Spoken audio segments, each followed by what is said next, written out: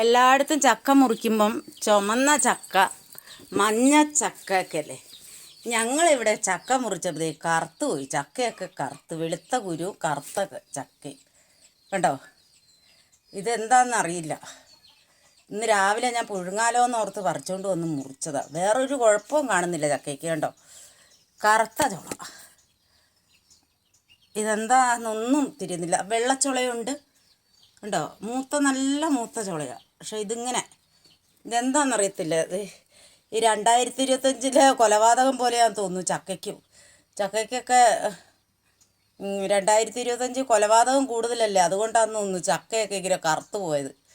ഇതിപ്പോൾ എന്ത് ചെയ്യുമെന്നൊരു പിടിപാടും ഇല്ല എനിക്ക്. എന്തെങ്കിലും കുഴപ്പം ഉണ്ടാവുമോ, തിന്നാൻ പറ്റുമോ എന്നൊക്കെ ഉള്ളൊരു ആശങ്കയിലാണ്. ഇതിപ്പോൾ വെറുതെ പറയുമൊന്നുമല്ല. ഞാനിപ്പോൾ പറിച്ചുകൊണ്ട് വന്ന് ഇപ്പം മുറിച്ചത്. ഇതിൻ്റെ വിളഞ്ഞീൻ വരെ, ഇതിൻ്റെ അരക്ക് വിളഞ്ഞീന് എന്നൊക്കെ പറയില്ലേ, അതുവരെ മാഞ്ഞിട്ടില്ല. അത് കണ്ടോ, ഇതാ ചക്കയ്ക്ക് ഒരു കേടുമില്ലതാ.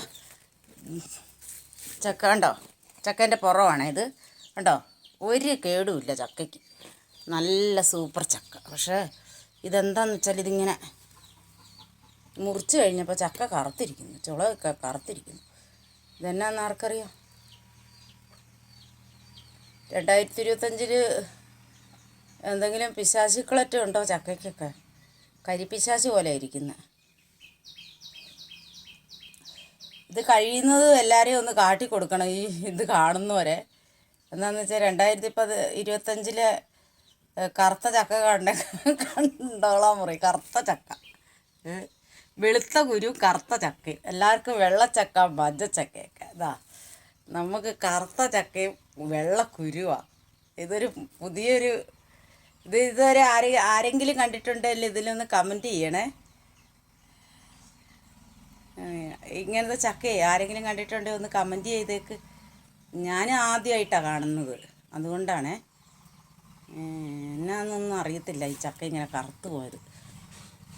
പുതിയ ചക്കേൻ്റെ പുറമൊക്കെ നല്ല ചക്കയേതാ കണ്ടോ, ഒരു കുഴപ്പമില്ല ചക്കയ്ക്ക്. പക്ഷേ ഇത് എനിക്കൊരു പേടി, ഇതെന്താണെന്ന് അറിയത്തില്ലല്ലോ. അപ്പോൾ ആർക്കെങ്കിലും ഇതിനെപ്പറ്റി അറിയാമെങ്കിൽ ഇതൊന്ന് കമൻറ്റ് ചെയ്യണേ.